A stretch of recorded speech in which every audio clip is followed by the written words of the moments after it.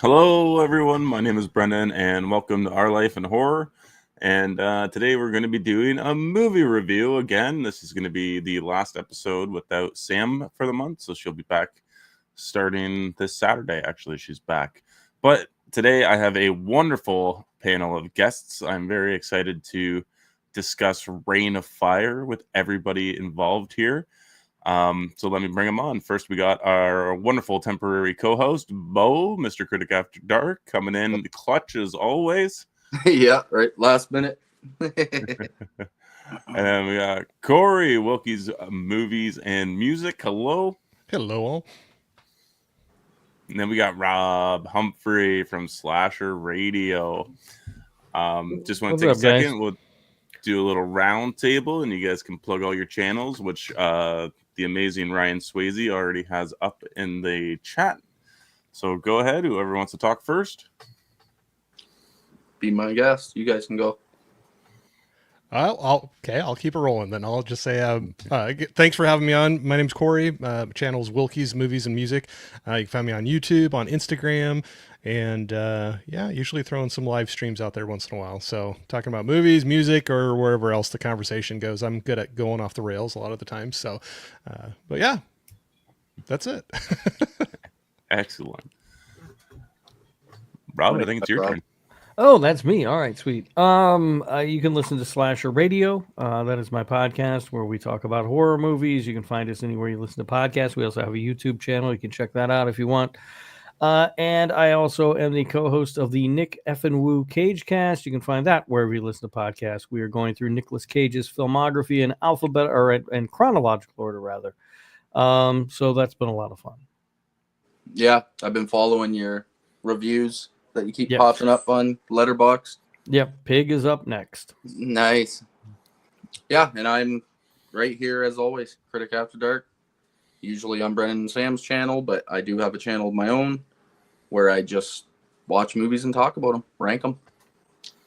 Same old for me. Awesome. I'm going to take a moment here real quick and hit up the chat, and then we'll get into some facts and stuff about the movie, and then we'll dive into some stuff. We got Ryan Swayze here. Hello, Ryan, the best mod around. Don't forget to subscribe. I am also a mod on this channel, so you know. So am I, actually. I've never done anything, but I am too. You're like the glorified troll of the channel, really. I mean, if you go throwing around the term best mod, I mean, come on. Consider.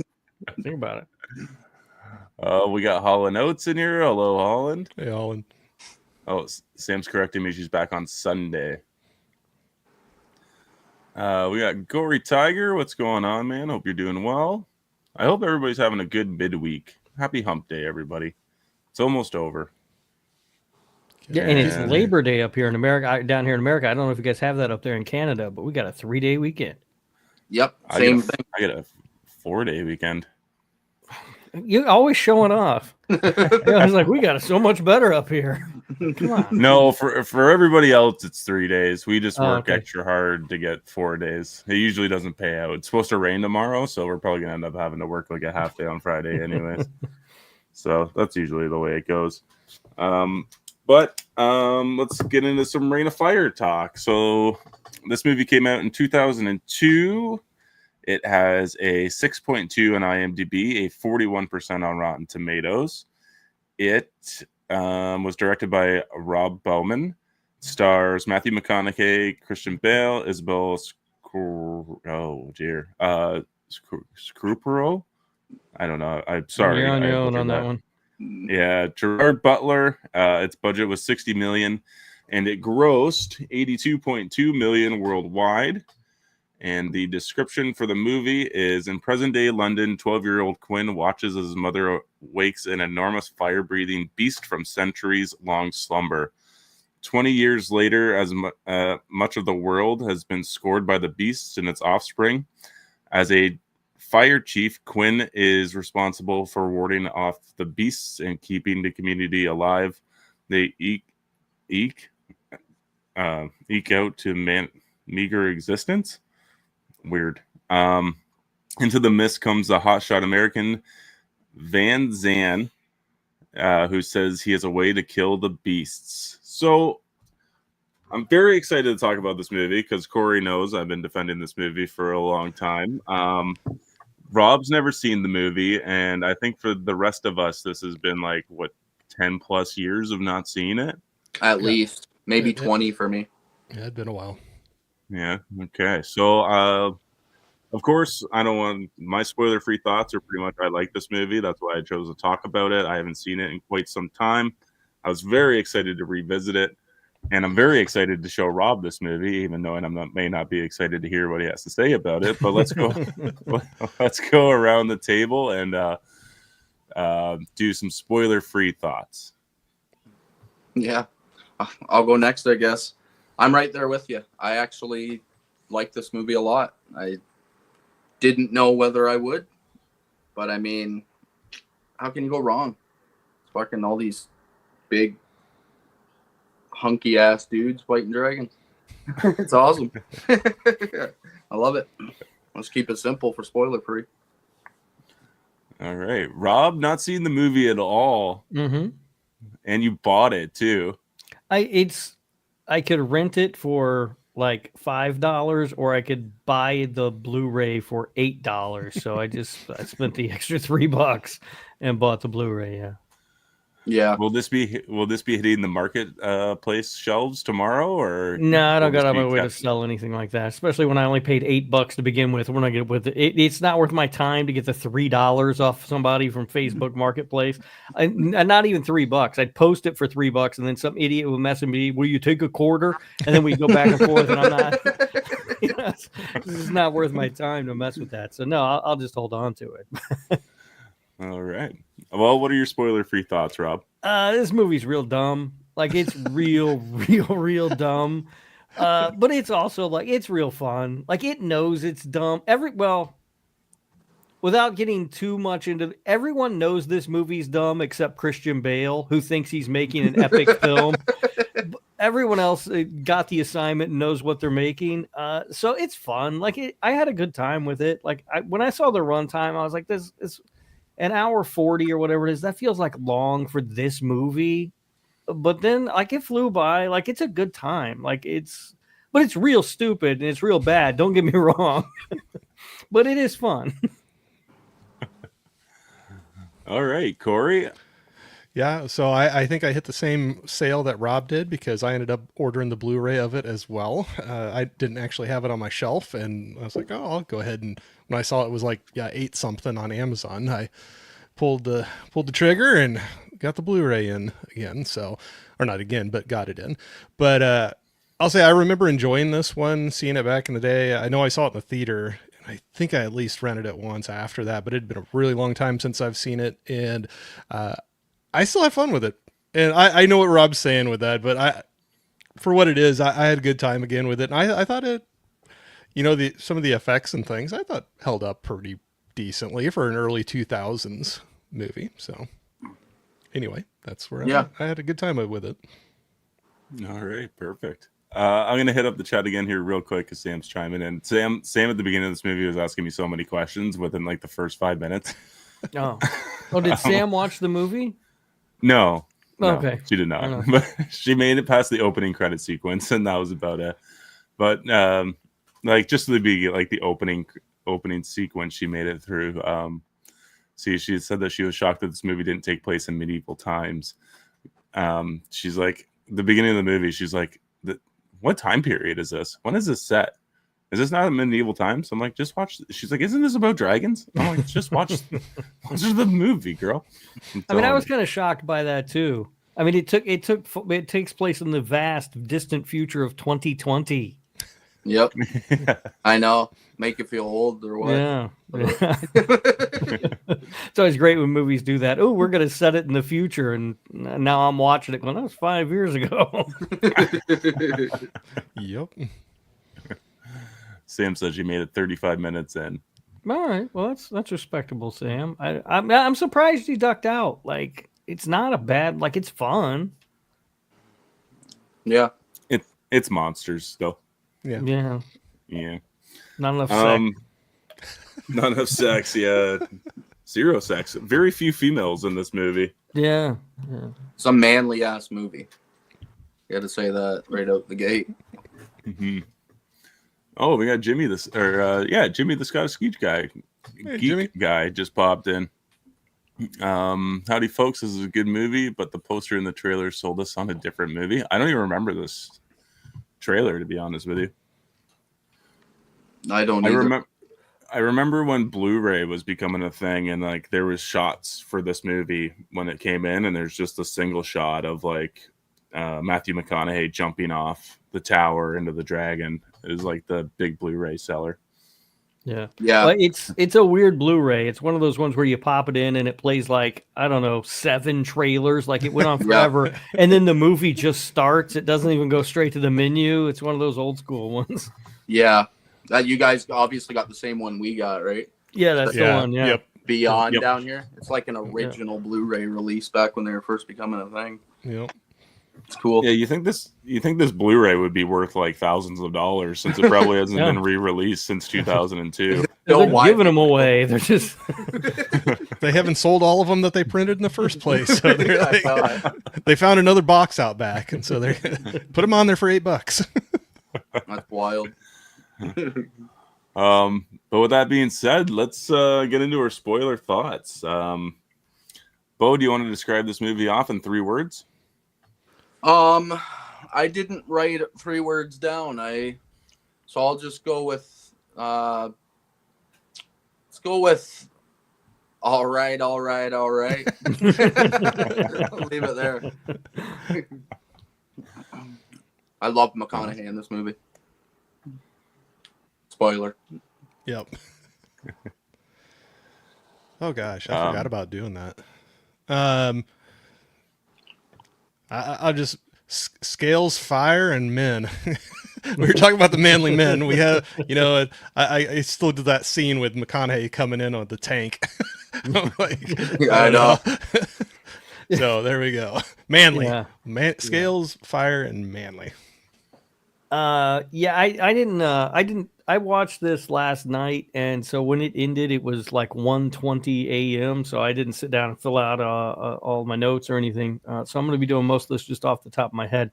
But I already said my 3 words, which is stupid but dumb.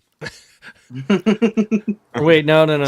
Stupid but dumb. Stupid but good. Yeah, stupid but dumb and good. Nice. Like, yeah, it's. I mean, I can't stress enough how dumb the movie is, but it's a lot of fun. Like, it's good. I enjoyed it. Awesome. Yeah. I guess I'm the only one that actually wrote down words. I went with ash, gritty, and dragons. Yep. Who's your favorite character?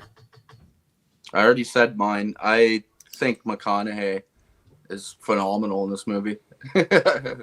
He sells it for me. As soon as he shows up on the back of that tank, I'm like, I don't know. I'm not gay, but that scene makes me wonder whether I am. You're like, that's a man's man right there. Yeah, we'll leave it at that for me. Not to copy, but I have to say McConaughey too. I liked him in it. I thought it was kind of a fun role for him. So yeah, I mean it's everybody. It's McConaughey. He's incredible in this movie. His performance is amazing. The character's great. Like it's a lot of fun. Didn't have me questioning my sexuality like it did for Beau, but it was a lot of fun. Like he was just going full on. Yep. He was fantastic. He was eating it up. And I loved like when he showed up. I was watching. I was like, is that Matthew McConaughey? I know he's in this movie. Is that him? Because he's shaved head and everything. Yep. I'm like that. That's not how you see McConaughey normally. Yeah. But yeah, he's great in this movie. Like he's just chewing scenery left or right. He's making the great movie.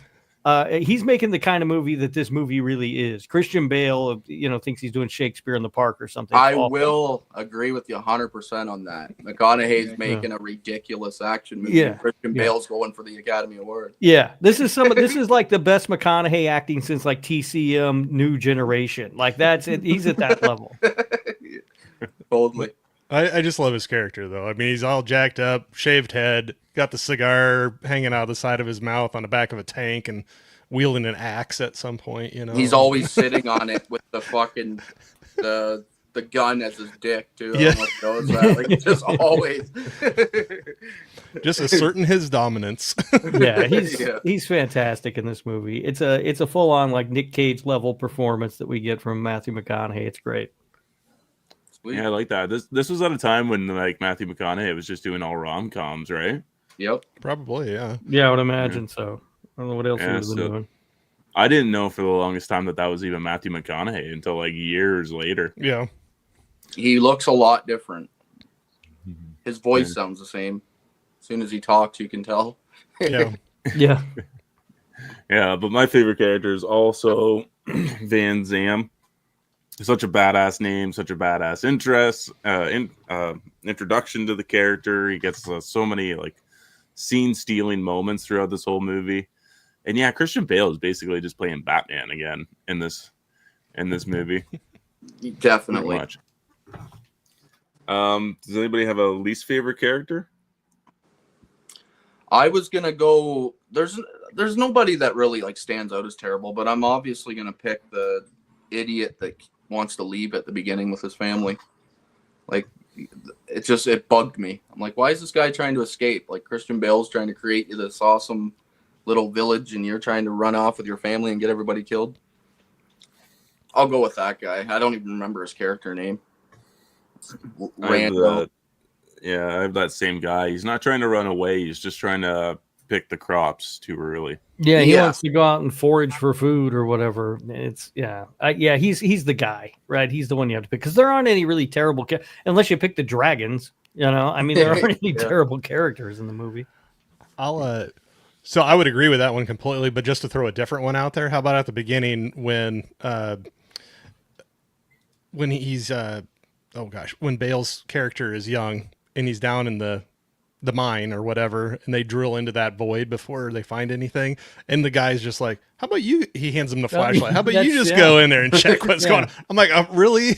Yeah, You think it's unsafe conditions?" And he's like, "You just go in there." I mean, I'd do the same thing. I'm not going in there. Get that kid to go in. He fits. I'm Yeah, not crawling through that hole. But So for But that, no, yeah. I'll maybe throw that person out there too. Probably Yeah, unnamed, but that's a good call. That is a good call. Yeah, I didn't even think once. But he's totally forgotten about after the 5 first minutes. So I never even thought about him. yep. I guess best acting is it Matthew McConaughey? It's Matthew the Mc- round table. Yeah, I mean, who else you taking in this movie? He is the reason to watch this movie. That's it. I mean, he's incredible. It's so much fun. Yeah, I that's fine. agree. No, like Bale's doing his normal, typical, prestigious acting. Like you Boring is what he's doing. See him. Yes. That's the thing. This is a big, loud, stupid, fun movie. Matthew McConaughey's given a big, loud, stupid, fun performance, and then Christian Bale's just doing the same thing he does in everything, which is boring. Agreed. But yeah, McConaughey would be my pick as well. I think and he even delivers a couple moments where the camera's close on his face and you can see his tears and he's watering up. Yeah, like I don't know. I think he gives an excellent performance all around. Just to throw his name out, I see Jimmy commented on him, but I would say I almost forgot Gerard Butler was in there, and he's like skinny and long hair. I was like, he looked a lot different. Yep. there. Yeah, he only had a he was couple movies before then. I know he was in Dracula 2000 a couple years before that as Dracula, but that's about it. This is probably like his second or third movie. Yeah, I thought somebody for sure was going to bring up the Gerard Butler being in the movie, but he's here pretty much just there for quips, and that's about it. Yeah. Yeah. He's the side character. This is about Christian Bale and McConaughey. Yeah. And that woman that they have running around with him, flying helicopter or whatever. Mm-hmm. Yeah, I mean, she's just kind of there. Yeah. She becomes important at the end. Yeah. Does she? I mean, I guess. Well, to continue the human race, if you want to call that. Yeah. True. I mean, Christian Bale was like harboring like 30 children at some point. Like, I'm assuming they're all not brothers and sisters. I'm assuming that would continue the human race here. Yeah. Let's see. I'm gonna hit up the chat here real quick. Sam said I almost stayed, but I had to watch a live stream. I was enjoying it. All right, Sam. Mhm. Yeah. So that means she's going to go back and watch the rest of it then? No, absolutely not. That was the Never. one shot, and it didn't work out. Yep. Jimmy, the poster and trailer teased, lesser extent, sold the movie as an all-out war, helicopters and airships versus dragons. I gotta go back and rewatch this trailer because I don't remember that. I don't remember the trailer, but the movie poster does have. I was just bringing it up again. It's like over London, and you see dragons, and you see like the attack helicopters coming in after them, kind of a thing. Yeah. And In their defense, that is kind of what it is. Like, Yeah. that's pretty much all it is, to be honest. Yeah, But- pretty much. I mean, it is included in the movie pretty well. Yeah, I mean, we see that a lot, right? With anything, it's the marketing. They're going to push the most Yeah. exciting parts. They're not going to show you. They're going to print a poster of one of Christian Bale's boring speeches and put it out. Nobody's going to go see that. Yeah. Let's see. That's not what the movie was. It's more of a survival movie. Yep. Post-apocalyptic survival. Yeah, I can see that. Yeah, survival for both species, to be honest. Yeah. Ironically, felt the same way about Civil War from last year. Civil yeah. War was a dud. I didn't like it. It was. I see what he's saying with it, though. I kind of felt the same way, where it was a lot different movie than I was expecting to see. Yeah, That's the war photography one, right? Yeah, yeah. Yeah, I It thought wasn't it was as alright. action heavy as I liked it, but I thought there would be more action. yeah, I figured it was just going to be like batshit crazy, and they kind of went prestigious. Like it felt like they were going for awards. It's weird. Yeah, I didn't like that movie. Yeah. Let's see. Matthew McConaughey talks about it briefly in his book that he shaved his head because he was going bald. Producers were mad at him, so he just turned up, shaved his head. I think I did hear about that. Yeah, he did. Let me see. He's coming up. He did the hair treatment regrow. I think looking back at it, though, I think that was a great decision on his Oh, part. yeah. I think his character looks pretty badass. He the way never looked that they have it. badass. Yeah. Never will again. Actually, this is the only time in his whole career that he looks that mean. We got Jamie Hart here. Hello, Jamie. Hey, Jamie.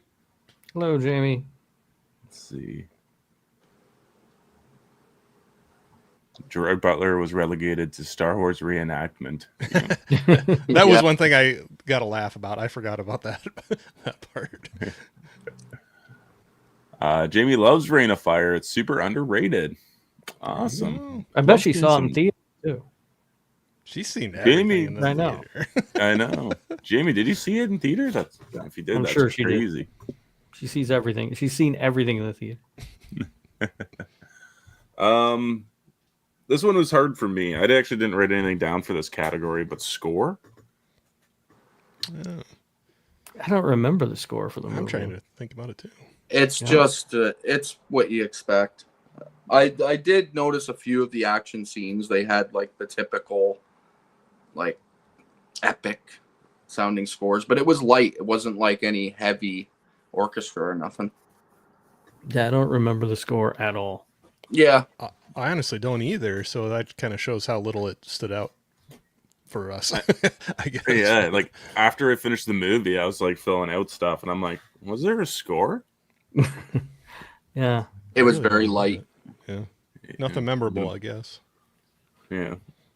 Cinematography. There's some really beautiful shots in this movie.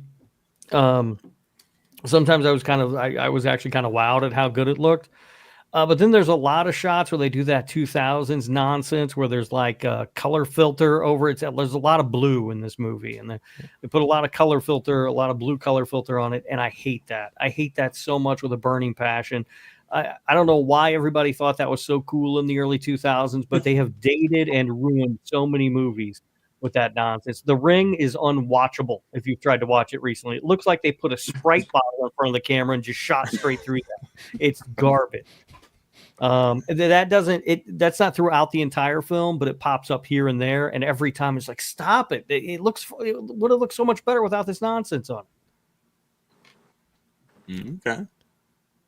I thought they had some beautiful shots with it too. And like I said, I know it'd be maybe going into more special effects, but I thought some stuff, especially for early 2000s movies, I thought there was things that held up pretty decently. I thought rewatching it, so it still looked good. The only thing I thought kind of looked a little cheesy is when they would switch to the dragon's point of view, and it would do kind of the weird, not quite No. Predator look or something, but it wasn't. You could tell it wasn't just a normal vision, but. Yeah, I kind of hated that though. I can almost always do without that in a creature Mhm. movie. Every creature movie wants to do that, and it always looks bad. Like I don't need it. I know what the creature sees. I see it too. Mhm. You don't have to show me in some weird wonky vision thing. Yeah. Like that. But like Predator's so annoying with that. Like they thought that was so cool to have like the heat vision thing or whatever. It's like it just looks like garbage. Stop. Now I'm just watching like a bad video game or something. Stop. Disagree with that 100%. Not on everything else, but just Predator. Predator's the only one that gets away with it. I love some of the shots, and the CG actually shocked me. I thought it was going to look terrible, and it looked pretty good. The only shots I thought that looked kind of dated were all the ones where they try to do the dragon really close to the camera. Like there's a scene where Christian Bale, where the dragon flies off the top of the castle after burning it, which is a beautiful shot, but it flies towards Christian Bale, and when it does that, it really looks cartoony for about 2 seconds. But other than that, I think movie looks good to look at. Yeah. Nice. Yeah, I think there are a lot of really nice shots in this movie. There's that shot of London when it's been all like burned down and decrepit, and then you just catch like the dragon's wings or whatever in the background and stuff. All of a sudden there's like 4 of them. I thought it was a nice shot. I think it's a really nice looking movie for the most part. I didn't really notice the tints of blue. Oh, go back and watch night. it. You'll see them. They're there. It's not all the time, but there's some scenes and some shots that would look really beautiful without it. Yeah, it's super annoying. Yeah, there's just a light blue tint on some of those shots, and you're like, why? What Is it like is it like tint blue, kind of like what was that? Pitch Black? Like Pitch Black had a light blue. I didn't see tint, Pitch Black. It was like the whole movie is like tinted light blue. Yeah, I didn't see it, but it's just again, it's not the entire movie. It's just certain shots, but it's enough to annoy me because every time they did it, it stood out. It was super noticeable, and it's just one of the things from the early 2000s that I hate. I don't know why directors became fascinated with that for a little while. Yeah, you have to go back. If The Ring is unwatchable to you, I'm gonna have to go back and rewatch it. It's a terrible movie anyway. The name of that movie should just be called Research the Movie, because we just watch Naomi Watts run around and research stuff for 90 minutes and then go to an island. It's so dumb. That movie's terrible. I'm gonna go Won't back even and comment loving the on movie. Do you guys have any best dressed? No. No. McConaughey. Probably- No. No. I'm just saying McConaughey for everything. Yeah. Yeah. I didn't really pay attention to the clothes, I guess. No, I got nothing for that. I mean, McConaughey's rocking that like leather, like muscle shirt jacket or whatever. That's got like, I don't know, I don't know what it is underneath of it, but it's like white collared, and he's like inhaling that fucking cigar like Corey was talking about. Mm-hmm. Like he's got like half of the cigar jammed in his mouth. If you like, it's not like just hanging there. He's eating the whole fucking thing. But yeah, it's such a badass look. I got to give it to McConaughey. Yes, that's what I would go with too. Easy victory there. I'm just gonna take a moment real quick to hit up the chats again, because Jamie did not see this movie in theater. Wow. Theaters, yeah, that's a first. I was doing the mom thing and wasn't going to the theaters often. I did see it on HBO or Showtime. Nice. That might be the first time Jamie's ever said no. She didn't see something in the theater. I know. We got Jonathan C. Senior 008. Butler, Bale, and McConaughey killed it off. Awesome performances. Reminds me of Fury. The cast killed it in both films. A lot of big Fury. names, and a lot of them before they were really big too in this one. So I think they tinted pitch black light blue to symbolize the coldness and darkness of space and the planet they were on. They also have, there's a blue sun, and I think it's a blue sun in pitch black. We got Davey Deathray here. Happy Wednesday, y'all. Happy Wednesday to you, sir. Hey, Dave. We got Davey's link in the chat as well. Everybody's links are in the chats, just in case, because I do tend to skip them just for timing sakes. Now it's got me making me think of the cast. The younger kid in there that ends up kind of is almost an apprentice to Beau. Yep. Where else have I seen him before? Like, he looks really familiar to me, and I was not placing it at all. And don't worry about it if you don't know off the top of your head. I'll look it up later. But man, it was just driving me nuts. He did look familiar for sure. I already got the IMDb pulled up on my phone. If you give me one moment. There was also an appearance from the actor that plays Joffrey Baratheon as well. I picked him out yesterday. Yeah, he just stands up on a hill and shows his face for about 10 seconds maybe. And that was it. Yeah, he's in the like the Star Wars reenactment sequence as well. He's like almost in the front. Yeah. Let's see. He was in Dunkirk. Okay. The movie was all right. Maybe that's what I'm thinking of him from. Yeah, I didn't mind Dunkirk. Yeah, it wasn't the greatest movie, but it's I think maybe the only Christopher Nolan movie I can watch. It's Dunkirk. God. It's Dunkirk from 2004. Oh, never mind. Oh, okay. Yeah, then not the one we're thinking of. I never heard of that nonsense. You guys haven't seen him since this movie because he's only been in 4 things. Okay. Oh, that's driving me nuts. I got to figure out now. I'm sure I'm mistaking him for somebody else then, but no, it's driving me nuts. So I can't think of who. Young British kid. He looks like they all look alike. I didn't say that. Corey's just a big fan of 2004's Dunkirk. maybe. Yeah, it's way better. Seen it like 10 times. Does anybody have any memorable lines? I wrote down one, and I know somebody's going to take it. So go ahead, guys. Let's see if anybody gets it. Oh, okay. I honestly, I wrote down one thing. I didn't really find there to be that many memorable lines, but I put what did I put? Did I even write one down? I don't even think I did, actually. Forget it. Move on. Next person. I didn't write one down. I'm trying to remember the couple that nothing like jumped way out, but I think there was the one part where he says like something. I know I'm going to screw up. I don't have it written down exactly, but they need to rely on their knowledge. Like that's the last thing that they have left to the last weapon they have left to fight against the dragons is their knowledge, and they're being able to, I don't know. That kind of stood out for me a little bit.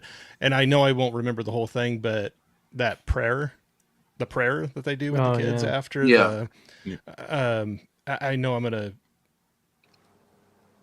but it was like, what do you do when you wake up? Keep both eyes on the sky. What do you do when you sleep? Keep one eye on the sky. You know, I can't remember how the whole thing went, but that kind of jumped out a little bit too.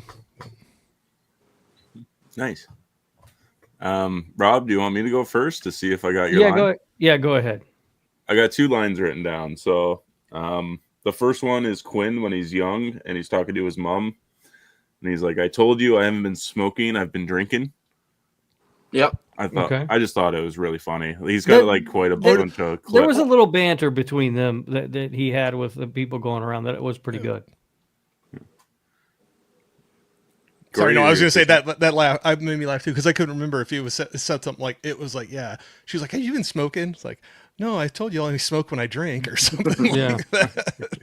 But I couldn't remember exactly how he said it. But yeah, he had good banter with her, and then a few of the other workers. It seemed like he was a regular, showing up there to hang out with his mom, coming to do all their work apparently.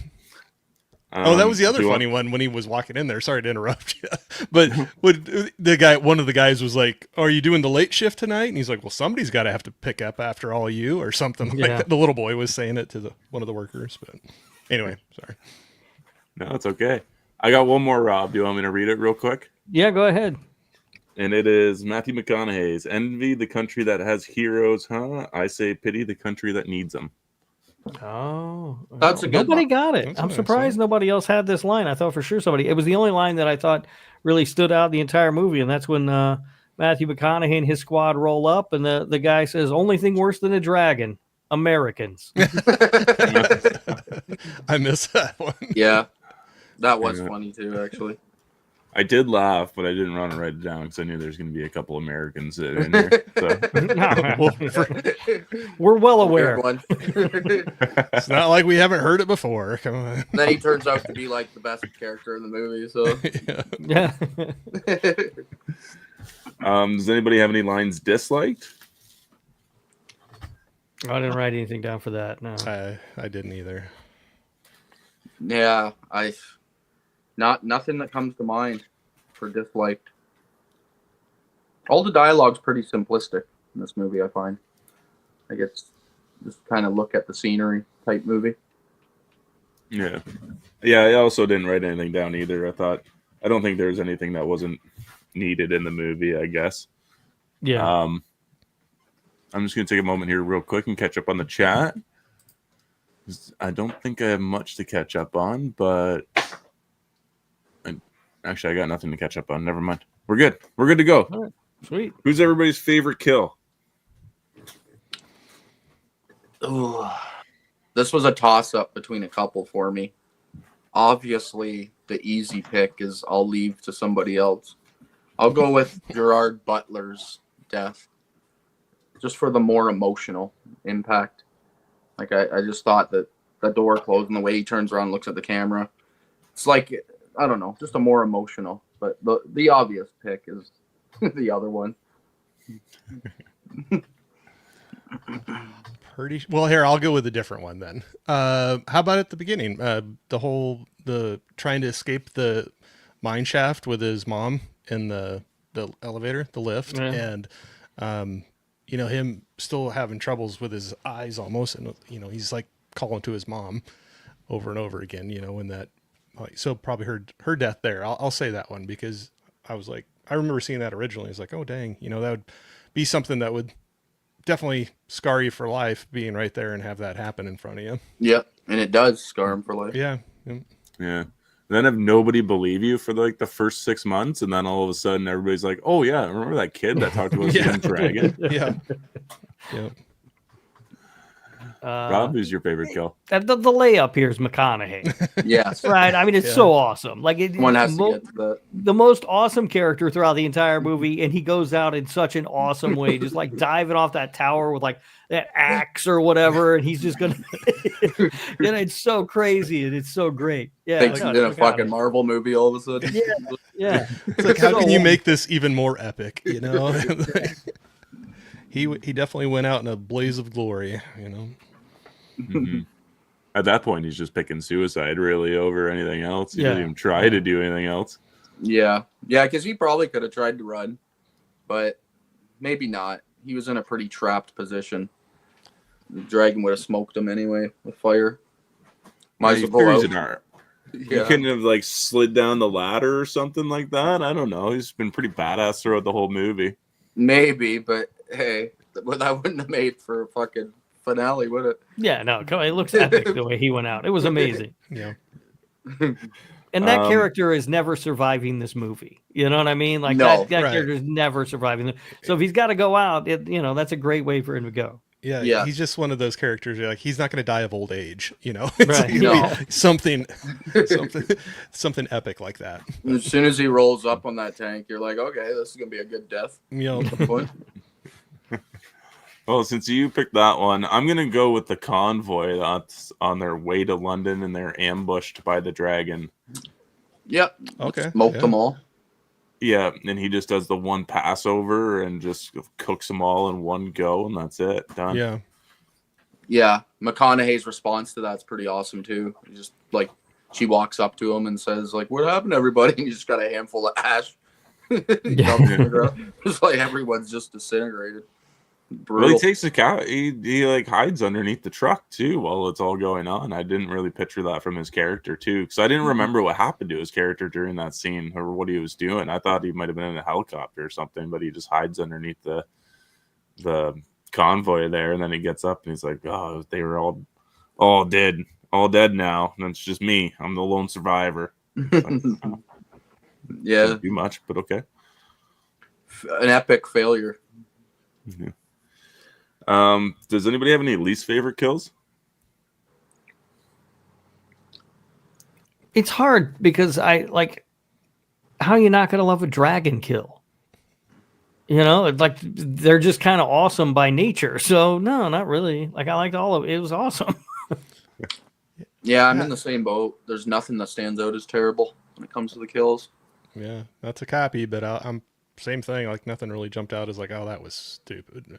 I mean, the only thing I could maybe say is like at the beginning, like it was talking about that character kind of being dumb to not listen to Bale's character. You know, like going out to go to the fields to try to pick crops too early, and he's like, well, if you do all this, we're not going to have food for future seasons. And he was just like, we're not even going to live through future seasons. You know, he just was looking about right now. So maybe his death was stupid just because of his action, but the way it all went down was cool, like you said, with dragons. But so. Yeah, it's just hard to pick apart a dragon death. You know, they're pretty cool. Yeah, you're either getting eaten or you're getting burned to death. I mean, Yeah. pretty good.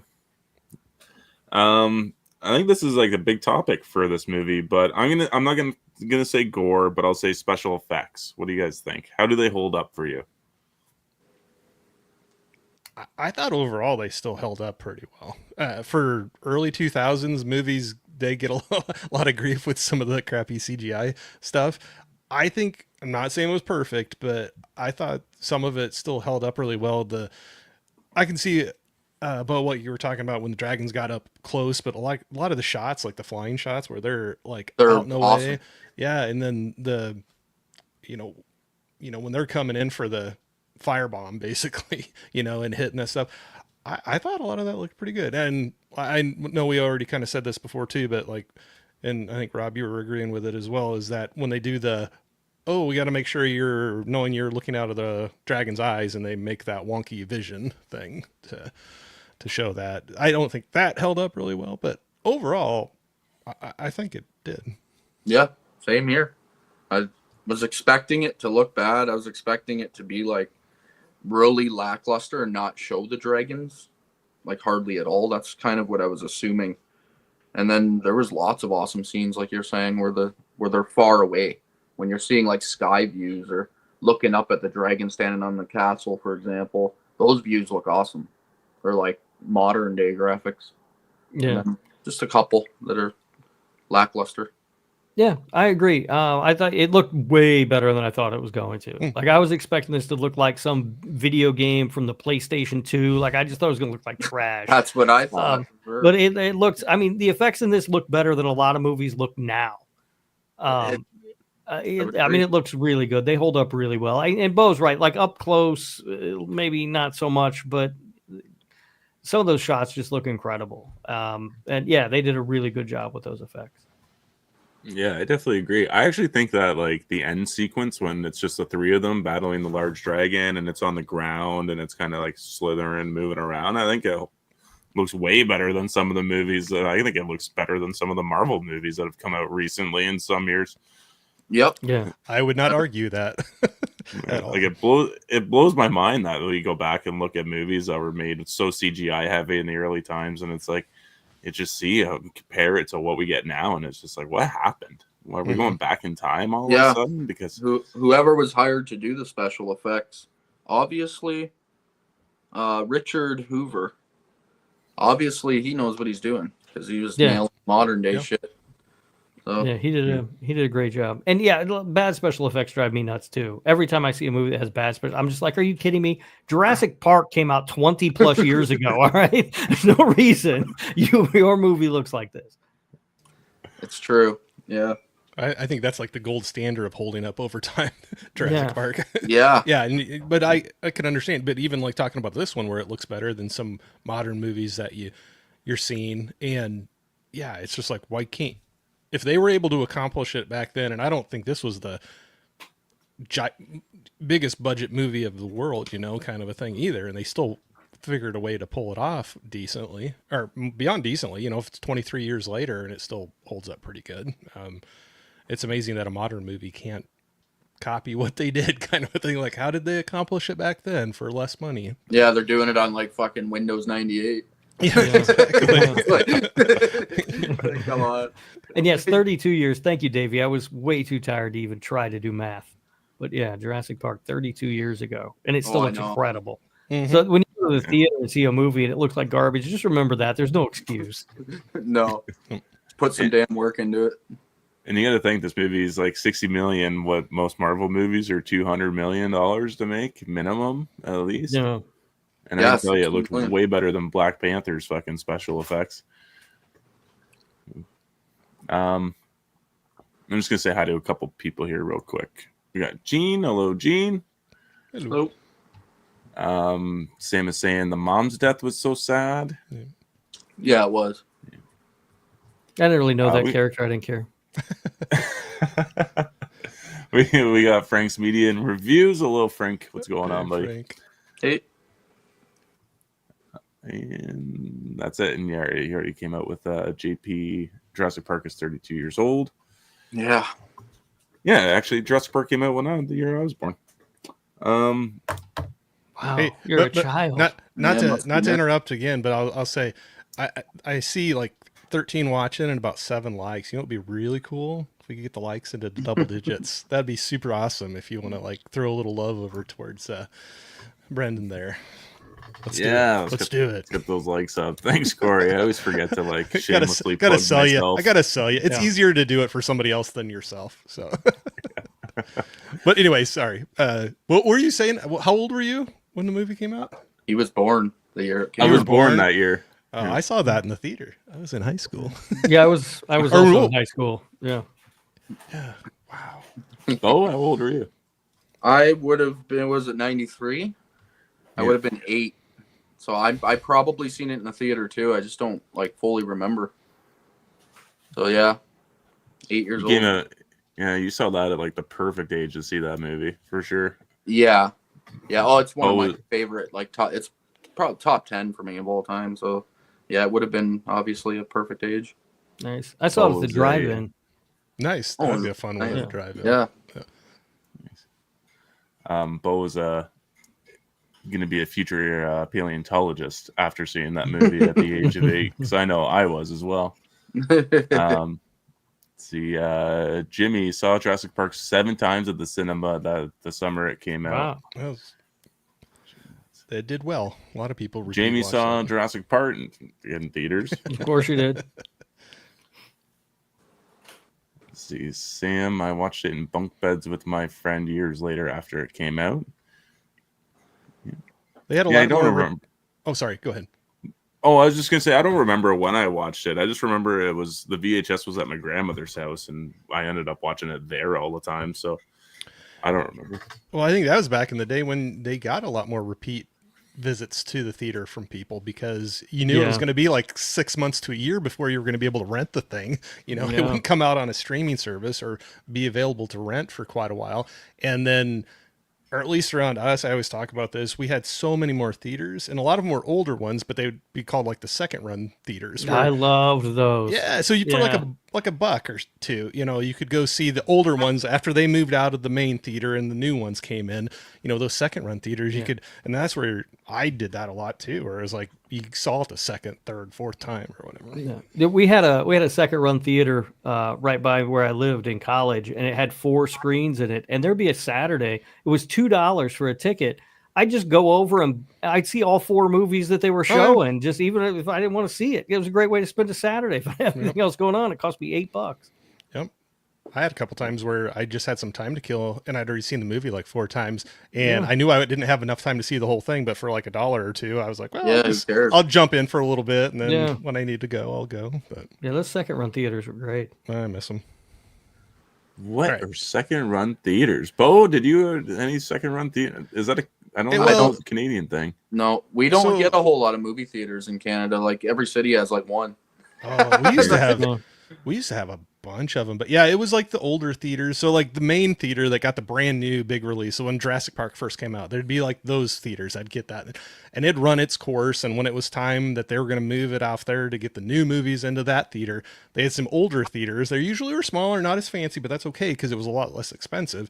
And Jurassic Park then would move over to that theater, and Yeah. you could It's go see awesome. it then again for like $2. But oh, I missed that. We had so many of those little ones around, but yeah, over the years Yeah, those are all gone now. yeah, They don't- they're all gone a long time ago. Yeah.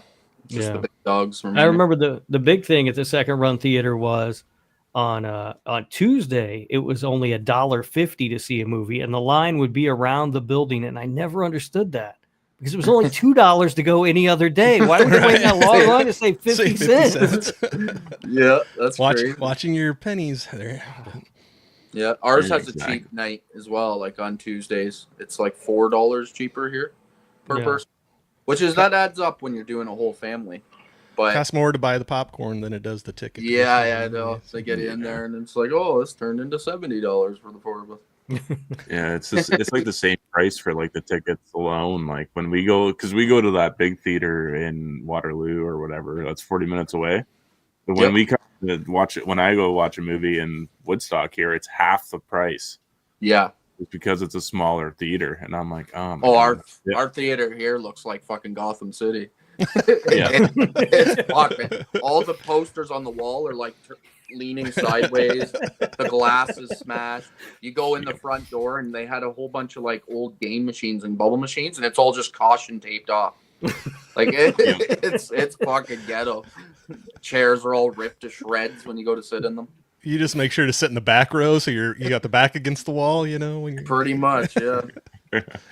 They have like those big cardboard like promotional signs from like 7 years ago. yeah. Still got movie They- posters up from fucking Yeah. forever ago.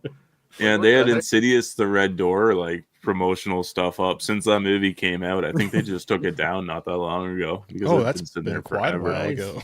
I know, and now they have a movie. They're advertising the movie. What's the movie with Ryan Gosling that comes out like summer of next year? It's like a space movie or something. No idea. It- I don't know. It was announced like a few weeks ago, and now they have that poster up, and it doesn't come out till August of 2026. Well, then they don't have to worry about it for a while. That's Right, good. right. They've got it covered for another 6 or 7 years now. No shit. Don't have to worry about that slot. Probably be fucking canceled by the time it even gets around. Ridiculous.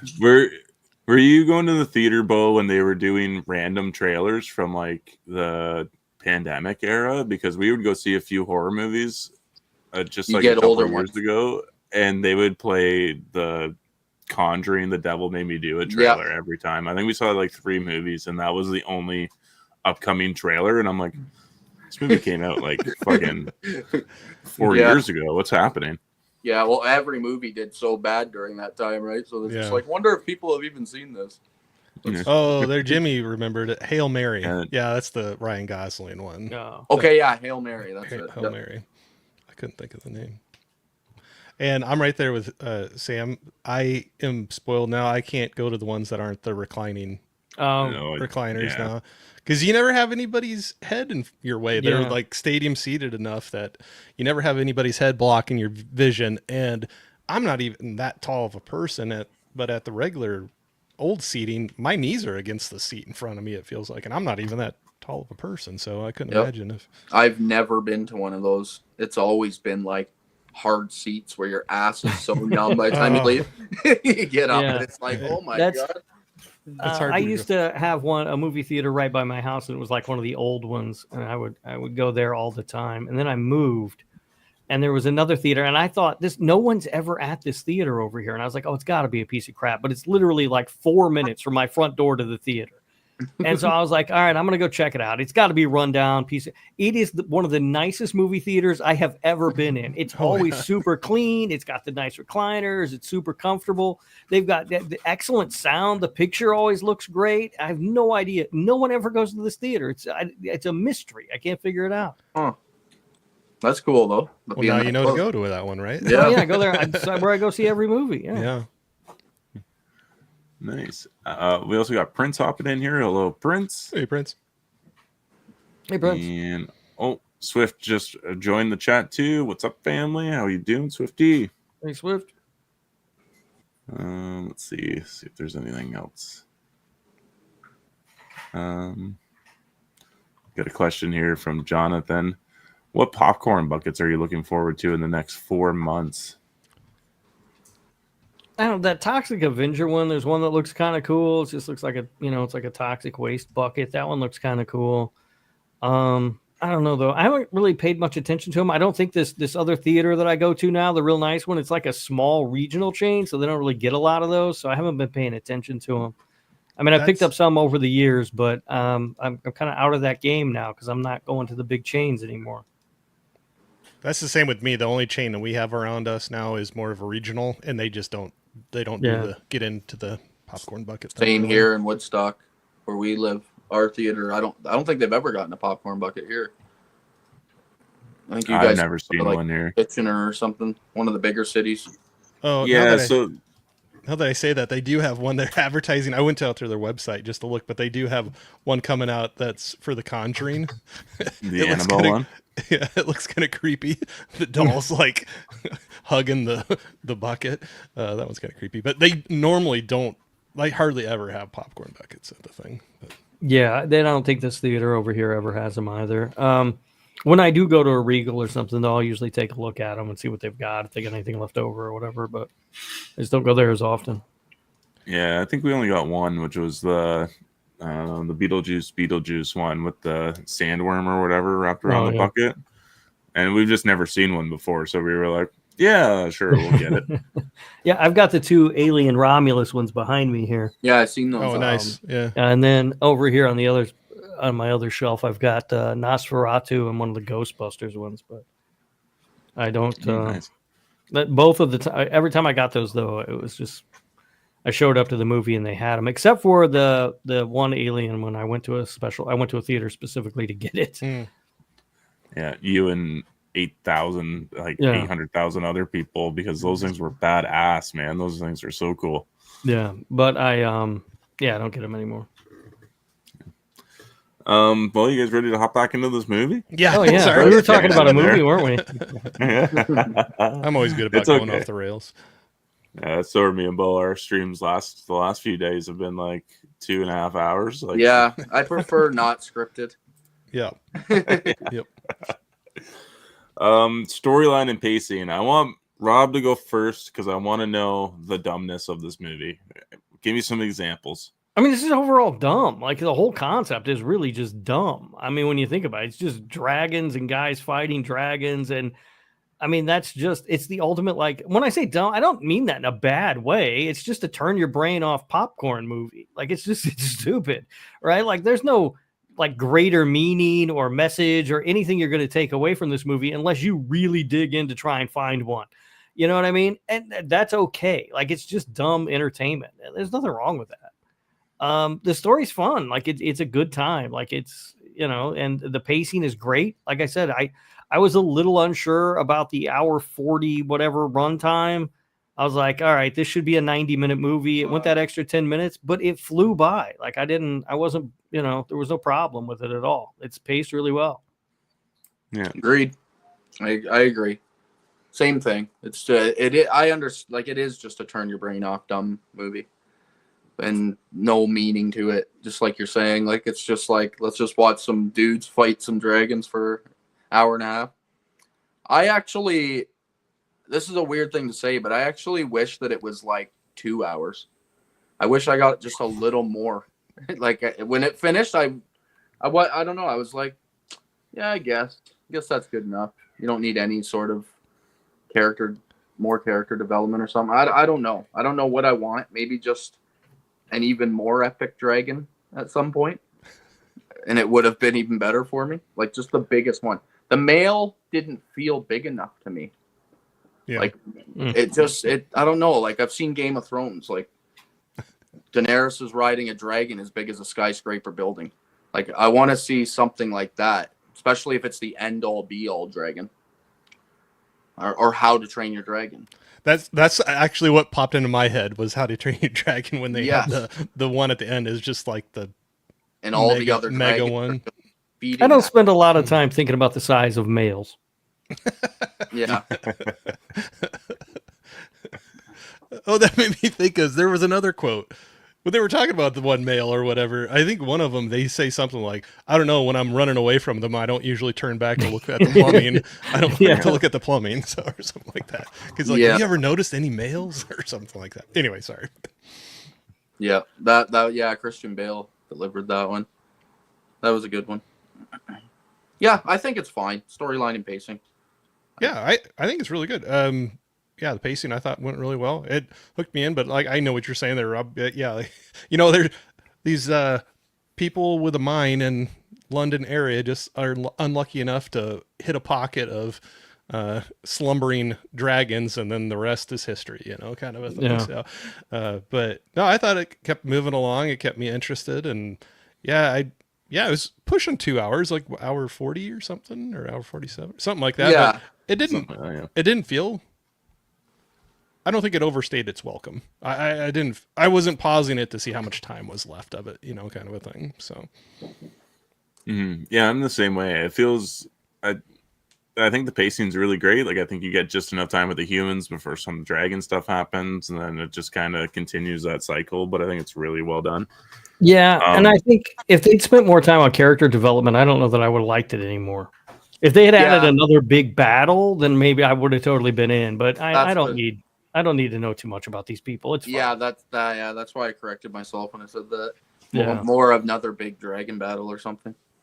Yeah, no, I was trying to think of a way to like expand this because there was a video game for this movie after it came out, but I was like maybe like a cool like animated prequel would be really cool, like showing like the world. And we were just talking about Van Helsing on Monday, so it's like they did an animated prequel for that movie as well. So I'm wondering why they didn't do like that kind of route, an animated prequel, and you get to see all the dragon carnage that would have unfolded in the first like year or whatever. Yeah, when they all busted out for the first time, and I think they just didn't want to be like Van Helsing. Yeah. Fair enough. I mean, hey, both of those movies' special effects still hold up fairly well, surprisingly. I'll take your word for it. I haven't seen Van Helsing in a long time. It's not something I'll revisit anytime soon. Me and Beau had a lot of fun with it the other day. So, does anybody got any favorite scenes? Oh, that's hard. There's so many. Like we'll go one by one, I guess. Obviously, my favorite scene is McConaughey's death. I think that is it's just badass. Like, how can you go out any harder than that? So I would have to choose that first, personally. Completely understand that. I also thought his arrival into the scene, you know, on the tank was pretty cool too. So far, a couple of the top ones in my mind involve his character. So, yeah, I think him showing up is amazing. Like his introduction, that character introduction, and everything is great. And then sort of that first battle that they have against the dragon that shows up not long after they arrive is a great scene too. Like it just once McConaughey's character hits the screen, it just rolls after that. Like everything that happens is just awesome. Yeah, it's funny that you say that because you were saying earlier that Christian Bale's boring. Yeah. Well, that's kind of the whole case of the movie until McConaughey comes up and wants to say it. You know what I mean? He's like, oh no, the Americans here. And it's like, oh, okay, the guy that's going to bring all the excitement to the movie. Yeah, and by the way, the guys that are going to kill your dragons, you're welcome. Exactly. Yeah. So yeah, everything McConaughey's in is all my favorite scenes, to be honest. Yeah, I'm definitely going with that.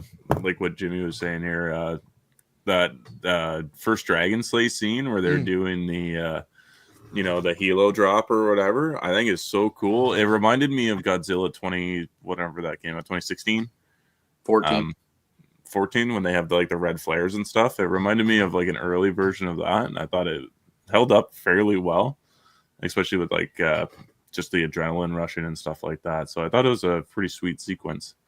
Yeah, felt like really like Top Gun as well, something like that, where it's just like a sky battle. But yeah, Godzilla totally. Do we want to do another round of scenes? What else do I got? It's hard. Like, I actually like the opening as well. Like, I thought it was cool. They're just digging in a mine, like, just mindless, right? Like, you're digging underground, and you unleashed a dragon. The end times are here. Yeah, I don't know. I kind of like that at the beginning too, where the guy was going to light a cigarette or something, and you just kind of hear this deep breath, and it, the flame gets blown out, and he's kind of looking around, but that, just the dragon is like coming out of the slumber, and the deep breath like puts out his flame. But any sort of build up to a monster reveal is always good. Yeah. Mm-hmm. Yeah, I like that first sequence too, because it's like, even with Sam last night, she's like, I thought this movie would take place in medieval times. It's like, no, it's present day. Like it's actually set in the future, not the future, not the past. And I think it's a good subversion if you just describe this movie and throw it on for somebody. Oh yeah, even and you look at the poster; it's got a castle on it. Yeah. But yeah, I like when the dragons attack their little community too, with Gerard Butler's death and stuff. That's all cool. Like, there's a lot of great scenes in the movie. Yeah. It is every time. Yeah, every time there's an action scene, it's really well done. Yeah, I want to go on with what Rob was saying there with the. I like how that whole sequence from the male dragon ambushing the army guys, not holding back at all, to it slowly slithering up the castle, sneak attacking so it doesn't alert the bird at all. Yeah, it sneaks right up and blows fire in the fucking window basically and roasts everybody. Yeah, so it's such a bunch of it's a tense sequence, and it's so beautifully shot. I love that quick shots that we get of the dragon standing above it and just giving everything it's got into this poor castle, killing all 65 people that are in there. Yeah, the last 65 people. Yeah. Do we get any other ones? I can't think of anything else. I think that's a lot of my big ones. I know it's hard because a lot of my other ones are just Matthew McConaughey fucking monologues. That's it. Yeah. Talking. Yeah. Just anything where it's close up on his face talking about either his first time killing a dragon or about how the envy of the heroes that need them or whatever, the party sequence, and it's all close up on him. It's fuck, dude, he could have won an Oscar for this movie and I would have been fucking happy about it. Yeah, I know. I agree. His facial expression, he feels emotionally involved in this movie. He was giving it. He's like, all right, I'm gonna give her it all here. But yeah, everything he's in, just like you're saying. Any least favorite scenes? I'll just go back to my original thing where I chose the guy leaving. I know they're doing that just to give you an interesting scene in a first dragon attack, but I don't know. I feel like it's pointless. Why are you arguing? As far as we know, Christian Bale's been running this little village for quite a while. It could be years and years at this point. Why is suddenly this guy going to rebel? I think the guy does make a comment I followed you for 8 years, or I've listened to you for 8 years, or something like that. Yeah, and now I'm done. And, I'm going out to pick the veggies and get us all killed. Yeah. I don't know. If someone was doing a good enough job for the last 8 years, I would continue listening to their commands. You got to have term limits. It's important. Yeah, apparently. No dictatorship allowed in that community. Yeah. I don't have a scene I didn't like really. Everything was everything's at least fine, right? Like there wasn't anything where I was like, oh my god, what is going, Yeah. But yeah, I don't think so. I liked it. Okay. This is Sorry, I was just gonna cut in real quick. A favorite sequence that's really good is the Star Wars reenactment scene. It's such a good way of like how stories will continue forever. This was clearly a childhood movie that they watched lots, and they want to share it for the next generation, even in this bleak world, and they can continue to share it on forever, and they'll just live on. You look at the back; it's like executive producer George Lucas. Did they get lucky and the world ended before we got the prequels? Yeah, probably. Oh no, one of them would come one out. of them. Yeah. Oh boy, yeah, the one about space tariffs. That's a great movie. Yeah, I think Phantom Menace was like 2000, 2001? 99. 99? Okay. Yep. I did think that was funny though. After that play, I think one of the kids or something was like, "Quinn, did you make that, or did you is this you, or did you make it up yourself or something?" He's like, "Yep," or something like that. Yeah. He was pretty much like, "Yeah," like he took credit for it. Yeah, I wrote it. Before we get into I guess we can talk about the killer here real quick. The dragons. Let's talk about the dragons. What do you guys think? I love dragons. I have all kinds of dragon models all over my house. I've been obsessed with dragons since I was a little kid. That's why Game of Thrones is one of my favorite TV shows. So any movie with dragons, to me, there isn't enough of them. Like other than this one, like name another really heavy action dragon movie. Like, is there even one? Like it's so lackluster of a genre. So I loved it. Dragons all the way for me. I thought they did a really great job with it. Like I said, I thought the effects still held up really well with it. I thought they did a good job making them very menacing, where it's kind of like attacking out of nowhere from high in the sky. Like it wasn't always right up in their face, but once in a while they talked about, somebody said they heard dragon's breath. Like there's certain sounds that they might hear that they make. They're heavy breathing or flapping of a wing or something like that. But they made them menacing in this. Not that they're not normally, but what do I want to try to say? They were pretty sneaky predators in this. I mean, they were finding ways to kind of conceal their whereabouts until they were ready to pounce. Oh, totally. They were like fucking ninjas. Yeah. No, they're a great creature. It makes her a great villain, and it was a lot of fun. I normally, if you tell me dragons are in something, I'm like, no, I'm not interested. Because usually that means it's going to be set in like medieval times or whatever, and I'm not interested. This is too much nonsense for me. Or there's going to be a wizard involved or something. I'm definitely not watching that. But so I was pleasantly surprised when I started this movie and found out it was set in the future of 2020. And I thought they did a great job. They looked great. They used them effectively. It's a great creature. Yeah, I'm definitely in the same boat. Stupid wizard. You hate Lord of the Wizards. Oh my god. There's no. I guess there is a type of dragon in Lord of the Rings, isn't there? Whatever the yeah. Well, no, guys, he also hates wizards, so there's no way he could like Lord of the Rings. Don't get me started. I watched all three of those stupid movies one year on New Year's Day. Oh my god, what a bore fest that is! Brutal.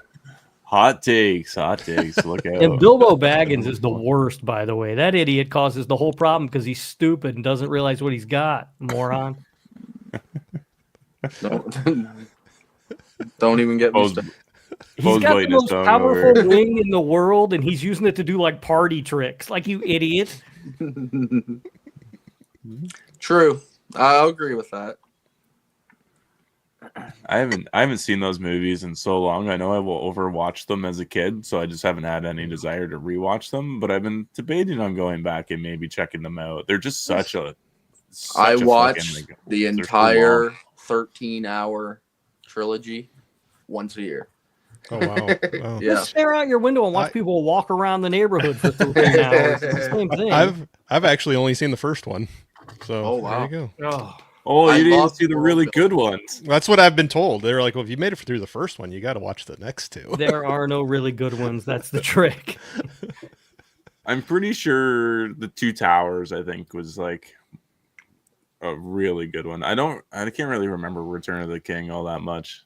I think Twin Towers is when everybody told me that they have these epic battle scenes that were pretty cool to watch. But Yeah. I do own them, so I will watch them at some point. But I haven't gotten there yet.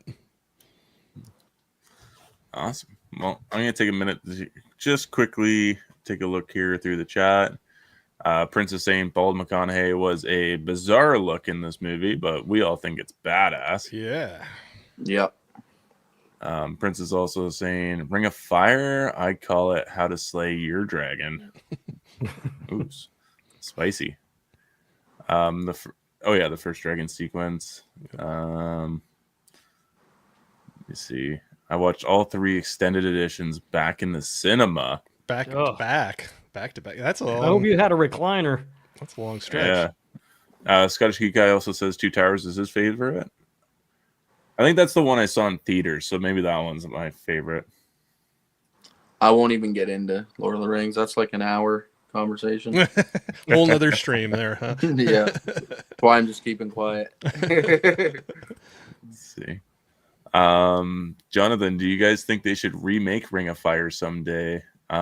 If so, what 3 actors and who's directing? Well, Sam already threw out one that she wants in there. Yeah, Glenn Powell. He would work in McConaughey's role because he's got that southern accent. You just have to Is that the shape guy it. from Twisters? Yeah, Yeah. Oh, Yeah. God, that guy's annoying. the up and coming like hot man.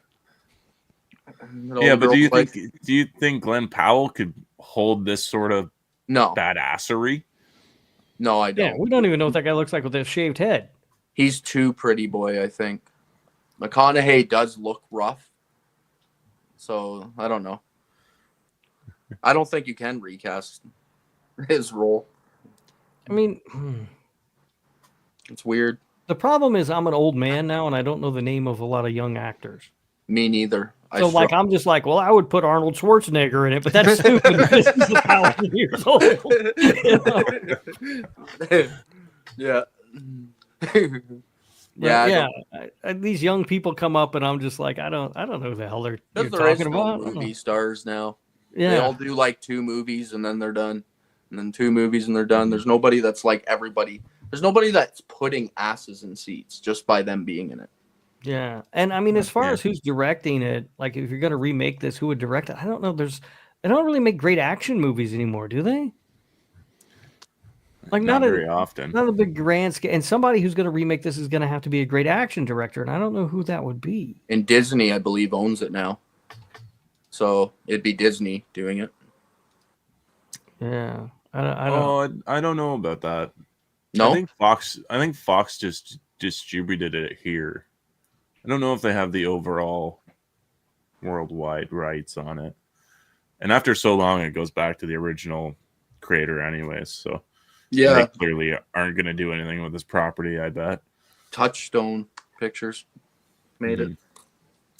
Sam's just getting all excited about trying to put in anybody that she thinks is hot in the movie. Oh yeah, of course. Yeah, that's who's Watch gonna this one. Get her see. Yeah, No, Austin hotter. Butler could be in it. Davey said Cal Gallner. Oh, Gallner, yeah. He's a little too emo for it. Yeah, that's kind of what I thought too. Jonathan said Tom Holland as well. It's a new Spider-Man. Yeah, he could probably pull off Christian Bale's role. Yeah, he's a little too baby face, isn't he? Yeah, he's got a teenage boy's body. Yeah. I'd say you could do like Gerard Butler's part. Yeah, I guess that's the other problem too. All these young actors, they all look like children to me now. So I'm like, They I do. can't, you know. I know. My wife always says that too. She's like, well, how come all the action stars look like they're fucking 12 years old? Yeah. Like, where's all the men? But yeah, I kind of see the same thing. I don't know. If you could just recast these same guys, but now as really old men, that's what I would do. Yeah. Or just have Nicolas Cage come in and play all 3 characters. You're fine. Oh, could you imagine Nicolas Cage and Van Zandt's character? Oh my god! He'd be doing a lot of screaming. I just There we heard go. that Nicolas Cage might be in the new season of True Detective. Yeah, that's the rumor going around right Oh, now. wow. Kind of excited for that. I haven't watched that show since season 1, but I will definitely tune in for whatever season they're on. That Yeah, I first think- season is awesome. Yeah, it I is. gotta watch it. I heard it's good. The Speaking of first season's McConaughey, really good. I watched the second, and that's the Vince Vaughn one was terrible. The third was all right. I didn't watch this newest one. Yeah, Yeah, that's who's in that? Jodie Jodie Foster. Foster. Yeah. Yeah. I heard it's good. but Oh, that one I didn't mind. Yeah, I didn't mind that one. But the first David- one, it's you can't touch that one. no, it's so good. That's McConaughey again, fucking stealing the show. Yeah. And Woody Harrelson. Woody Yep. Harrelson's amazing. Yes. They both are awesome in that. Davey Deathray says Pedro Pascal in both lead roles. All right. I mean, I like Pedro Pascal. I kind of need a break from him because he's in every Oh, movie that comes oh. out. But It's you know, just different versions of Pedro. Is that what he means? Like he's playing all the lead roles, he said? Yeah, yeah, yeah, you can do it. You just throw a wig on him or something. It's fine. yeah. A bald cap. You're gonna go. I don't know if you're just being funny just because he is in everything now. But yeah, that would be pretty awesome. I don't know. I wouldn't like to see this movie remade, but I would like to see a prequel. Yeah, I don't really need a remake. Give me something new with dragons. Maybe you could get the origin story for Van Zandt or something. You know, Yeah. McConaughey's character. Yeah, I'd watch that. Yeah. Like what got Yeah. him that grizzled and, to that point. Yeah, you're just gonna jump off a castle to your death. Yeah, what a sweet idea! Actually, I never even thought about that. You could do Van Zam's first dragon kill or something like that, or whatever. Yep. See how how the dragons took over in America, right? Yeah. Yeah, And how he got over there, and just tracking him down or, you if could even there's- throw new kinds of dragons because it's in the States. So you could be like, oh, there was different dragons in the States than there was in the UK. Yeah, Change that up. and I think I'd like the director, whoever did Day One, Quiet Place Day One. They seem to know how to handle Oh, good yeah. Day One kind of instances, so if we could get that. That'd be kind of cool. Yeah. Can see that. I'm just gonna say hi real quick to Good Real Hunting, hello, bro. And then we'll talk about scary rating out of 10. What do you guys got? 1 out of 10. Oh, nothing, 0, whatever the scale is. Yeah, nothing. It's not scary. The only It's scene that fun. could even be considered somewhat, and it's not, but is like where they're falling from the sky and you don't know where the dragon's going to come out of the clouds and kill them. That's the only one that could even give you a tiny thrill. All right. Yeah, I don't know a number to put with it, but it's fun. It's not, no part was scary, but that's not a bad thing. It's a fun action movie in my eyes. But, Oh, yeah. Yeah, I've definitely seen this movie way too many times to call it scary at all or in general. I'd say maybe the opening for some kids might scare them at some point, but depending on their age, but that's probably about it.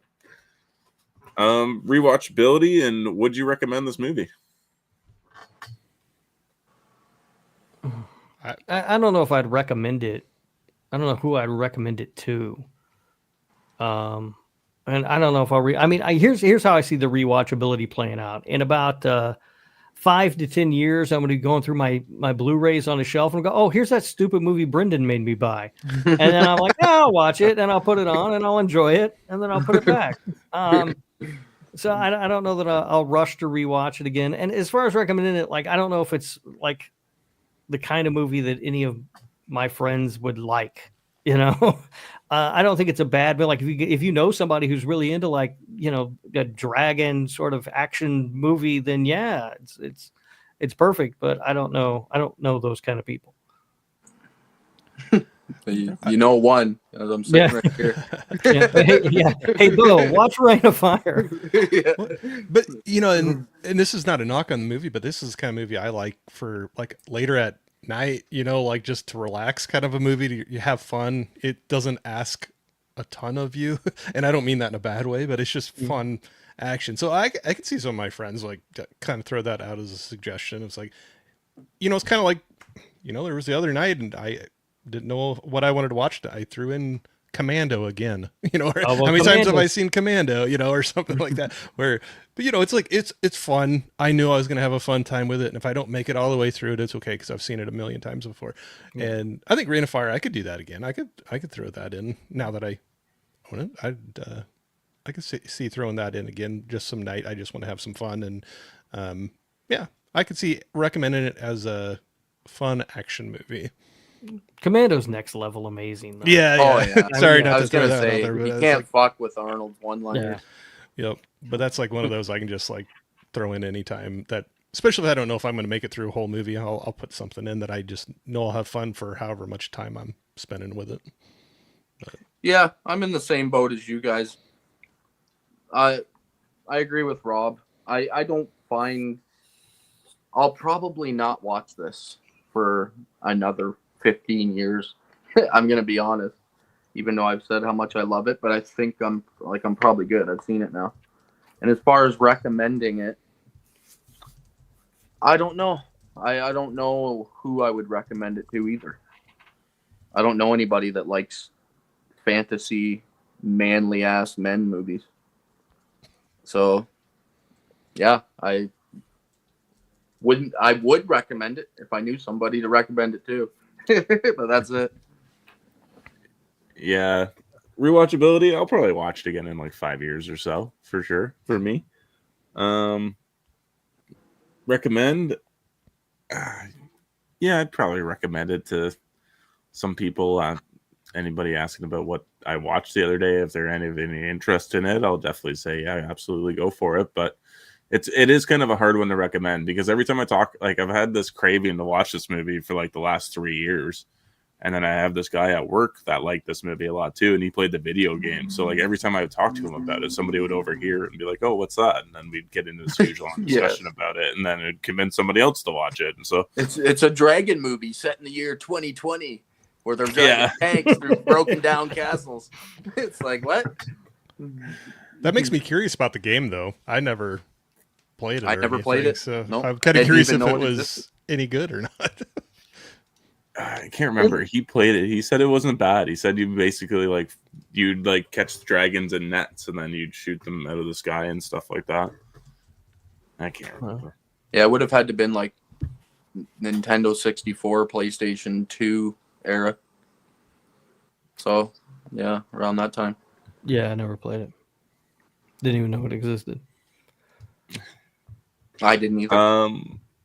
Yeah, I don't think it had very many game sales. I don't think it was a game of the year or anything, but I guess we'll get into our final rating out of 5.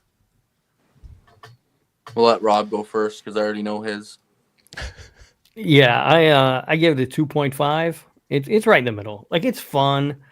But this isn't an Earth. It's not a life-changing movie or anything. It is a good time. If you're just looking for something to turn your brain off and eat some popcorn and watch, this will fit the bill. But it's not a life-changing movie or anything. Yeah. What do you got, Corey? I'm always horrible about doing the rating thing. I'm not good at doing that. But I'd probably be right there with Rob. But to me, the 2 to 3 range still can be a solid movie. It doesn't mean it's like piece of junk or anything like that, but solid where I had a good time with it. I had fun watching it, and like I said, I wasn't pausing it to see how much time was left of the movie, so that's a good sign. And for and for it pushing hour 40 minutes, there's some movies, if they're not doing it for me, I'll definitely be hitting that pause before that hour and 40 minutes is up. Be like, how much is left of this thing? And I thought it moved along really well, so yeah, for sure. I'm going to go higher than you guys. I'm going to go up to like a 3.5. Even though I said that it's not rewatchable and I wouldn't recommend it to anybody, I still personally enjoy it because it is one of a kind. I got to give it that. Like, I can't think of another movie that is, I don't know, like that's, like you could say got the new Godzilla movies are the closest thing to this where it's just turn your brain off, crazy action shit. But yeah, I'd give it like a 3.5. I enjoy it. Okay. Just McConaughey's performance by itself. Yeah. I'll give him a 3.5. Yeah, he's doing spectacular work. There's no doubt. Yeah, I'm definitely going with 3.5 too. Actually, I was kind of pondering between a 3 and a 3.5, and then Rob threw a 2.5. I'm like, oh damn, do I like lower my rating? But like, no, I'm gonna stick with 3.5 too. I think it's a good time. It's a good movie. It's very entertaining. I think the special effects still hold up. You know, after 20 years, they still look great. Yeah, it's just a lot of fun, and yeah, time flies by watching the movie. I've literally like really not that many issues with it at all. So I'm going with 3.5 for me. I'm gonna try to boost up that fucking Rotten Tomato rating. It's sitting at fucking 40-something%. Well, actually, it's not bad on IMDb. It has it at 6.2 out of 10. To me, that's a pretty solid range for it. Yeah. No, and my ratings are a lot like Corey too. Like 2.5 is not a bad movie. You know, like everybody's people get outraged sometimes. How can you give that a 2.5? Oh my god! Because we live in a society where everything is the best or everything is the worst. Yeah, right, and there's nothing in between. But in reality, most things are just okay, and that's fine. You know, and that's kind of where this movie is. It's a 2.5. Like it's good. I enjoyed it, but it didn't wow me either. You know, so yeah, I don't think 2.5 is a bad score for a movie. No, me neither. Yeah, especially I thought this was getting a half star from Rob at least, or like when I seen his score go up on Letterboxd, I was like, oh wow, 2.5. Wow, it must be probably like a 4 for me because I hadn't watched it yet. And that's the other thing too, right? Like ratings are also subjective. Yeah. You know, because I've rated on Letterboxd, I've rated something like, I don't know, 3,400 movies. Out of those 3,400, I've given out 13 5-star ratings. All right, you have to be really good to get a 5-star rating from me. A lot of people I see on Letterboxd are just throwing out 5 stars to everything. They're like, "Oh, well, it played, so it gets 5 stars." And it's like, "Well, what?" I'm right there with you. Only my favorite movies of all time get 5 stars. Yeah. Nice. Jonathan C is asking if they made action figures for this movie, and I don't have an answer for that. No clue. Yeah, I don't know. I doubt it. Like... Didn't do that great. I was gonna say I feel like it wasn't a huge hit. So, I mean, I don't think neither was. What was that fucking Darkness Falls wasn't a huge hit either, but that still came out with an action figure. Did it really? It did. Yeah, it was Todd McFarlane toys. Oh, okay. You mean? Well, yeah, like he'll do modern... like specialty stuff, right? Yeah. Yeah. Because I've got a Nicolas Cage Mandy action figure. I'm sure that wasn't mass produced, but yeah. If you're talking about modern day toy makers, then yeah, it's a collector's market. So it might. I don't see anything. Oh, maybe. If there's a McConaughey on the back of a tank, I'll buy it. So let me know. There's a lot of cool like statues. There's a statue of McConaughey stepping on a dragon's head. It's like one of those like big. That's not the credit card, Beau. You got to have that. Come on. Yeah. I will check this out when we break down this episode here. Let's see. I can get into some movie facts here. Trivia facts. That's what I mean. Just real quick. See if there's anything worth talking about. Oh, the preview claims that the film is set in 2084, yet the movie itself gives a date of 2020. Oh, yeah. Well, it's post-apocalyptic, so you can just pick any time, right? It still works. It's fine. You know, the worst offenders of things like in the future are like Alien, and I love Alien. Alien's a terrific movie. But it's set in like 21 whatever, and they've got like those old green monitors on the computers. Yes. That shit drives me nuts. Yeah. It looks like a 1979 computer. It's like the first computer ever made. You're like, what the hell? Oh, the film actually, at the beginning of the film, it was in 2008. So it was 6 years in the future just from the movie released. And then the time jump was to 2020. When Van Zandt shows up to Quinn's castle, he tosses a Granny Smith apple to Jared. Granny Smith apples have some of the longest shelf lives of modern day apples due to their large acid content, indicating he brought this across the Atlantic Ocean from America. Wow, you got to That's get cool. that through customs, right? You got to declare this. You're bringing in fruit. I hate to see what his ass looks like after that. The helicopter featured in the movie is a military version of the Augusta Westland AW 109. The helicopter is known for its speed. All right. Makes I sense. mean, if you're going to be outrunning dragons, you might as well have a fast helicopter. Yeah. Despite top billing, Matthew McConaughey does not appear until 30 minutes into the film. Yep. If he was only in for 10 minutes, he still deserves the top bill, in my opinion. Oh, here we go. I was wondering about this. During the fight scene between Matthew McConaughey and Christian Bale, some of the punches that were thrown were real, including the headbutt that McConaughey does to Bale. Nice. I wonder if those two got along. I can't don't look imagine like they it. did. Right? No, Yeah, don't look like it. I was trying to look up some too on this, and I don't know if it's true, but to play into that one, there was one that said McConaughey was so committed to his intense over-the-top role that he reportedly stayed in character off-set and challenged Bale to arm wrestling matches to keep their rivalry energy alive. I'd love to see that if that was real. Yeah. Normally, that stuff where people stay in character drives me nuts. It's like, knock it off. Just, just be an actor and He stop. said, "Cut. I want to go to the, Yeah. I want to go get some lunch." Yeah, that would drive me insane. But that would be hilarious. Just Matthew McConaughey following around Christian Bale going, "Want to arm wrestle? Want to arm wrestle?" It'd be so great. Yep, I want to see that. Let's see. Those are kind of the only really fun ones that I see anyways. The rest of them are super long to read. Nothing's just standing out.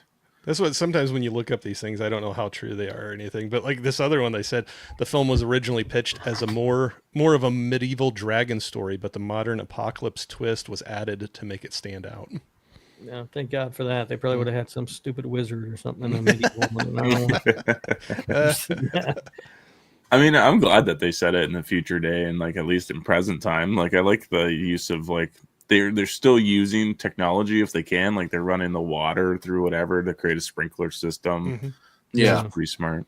And also the dragons beat us even with modern day weaponry, which is cool. Because back, if you do with medieval ages, obviously we're going to lose. Like you're fighting these things with spears and swords. You got like a slingshot. Yeah, like that's not going to work. Well, Rob, if you're interested, Discovery actually came out with a series of fake documentaries about creating like myths for real life, and one of them was a dragon. Oh, it's an hour long, so they try to like justify it and make it real. It's pretty funny. Yeah, spend an hour watching that. But thank you guys so much for coming on and talking about Reign of Fire. I'm actually really glad that you guys enjoyed it. Yeah, thanks for having me. Absolutely, thanks for inviting back on. Yeah, of course, anytime. Do we want to do a round table again, and everybody can talk about their channels and what's coming up on your channels? Yeah, sure. I'll go first. Critic After Dark. Right now, I'm working on round 4 or 5 of my 2008 just fucking marathon. So that'll be up in the next couple of days. Awesome. Yeah, just again, thanks again.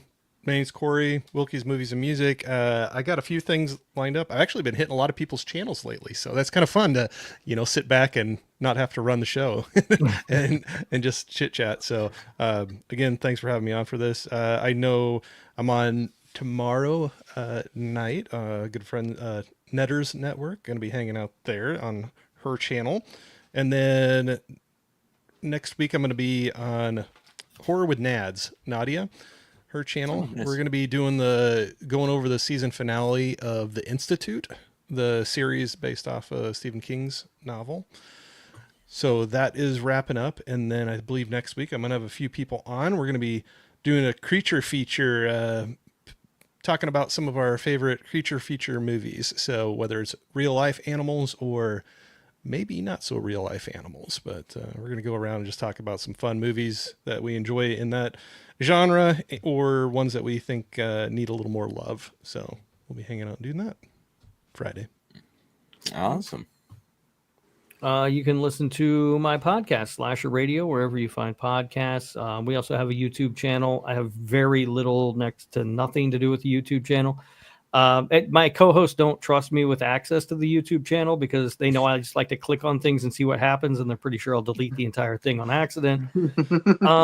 So there's that, and then also the Nick F and Woo Cage Cast, which is my podcast about Nicolas Cage. Awesome. Absolutely go and like and subscribe and follow all these amazing people. What do we got? On Sunday, Sam and I are doing a physical media count. Yes, I love those. I know you do. You always show up, but we'll make sure it's at a decent time so you can Yeah, because you guys sometimes do them at ridiculous times. Well, it's the weekend. We're off, and if we're off, we just want to do a live. I know, but like I'm not up at 10 in the morning. Yeah. We usually do wait until like noon. Sometimes I'm not up at noon. But after that, to be honest with you guys, I got no clue what is going on. I know Sam, as we've rallied up our Halloween roster of movies for the next 2 months. So we'll be doing lots of lives about our favorite Halloween movies. But yeah, she's got it all planned. Games, Rocky Horror Picture Show night. Yeah, we got all kinds of fun and exciting lives planned. So yeah. Oh, go ahead. Oh, I was going to say, sorry. Did I see Sam drop in the comments a while back that you were doing another Run to Spirit Halloween? Oh, fun. We sure are. Yes, Sam's picked out her anniversary present. Oh. Can you go during rush hour in a really busy city? No. Oh, you want a video of me driving? You drive. That one video was the greatest thing I've ever seen. And since then, there's been other videos of you driving, but it's like you're just driving. I'm like, well, he's not stressed out. This isn't fun. Yeah, no. Driving to London's not nearly as bad as driving to Toronto. So, No. Yeah. Once you get to Toronto, it's fucking chaos. Yeah, maybe we'll go to Kitchener. We'll go to the Kitchener one on the weekend, and you can see me stress out about that because like it's like city driving. So like you get into you're on the highway, and then you veer off into another highway that just moves through the city, and then it's like, oh, immediately take a left turn, and it's like, oh, I can't get over. I'm in the furthest lane. There's 8 lanes. And yeah, it's hard, man. Sometimes your exits are on the right. Sometimes you're on the left. You know, they always mix them up on you, and you have to get across like 4 lanes of traffic or something like that. Yeah, the best one I've seen so far is that there's this one section of the highway, for some reason, it veers off for 2 lanes, and then the rest of it keeps going. But I accidentally stayed in it because it didn't tell me which side to be on. And then I followed it, and I'm like, maybe it'll take me back to the other highway. And it did. So it was just pointless splitting it up because it just ends up going back into the other one anyways. I'm like, this is just stupid. Yeah. So if we go to Kitchener, I'm sure you'll get some good videos of that. Oh, good. Oh, good. I want to see that. But yeah, thank you everybody so much for liking, commenting on the video, and everything like that. And I hope you guys enjoy the rest of your week. And always remember to stay spooky.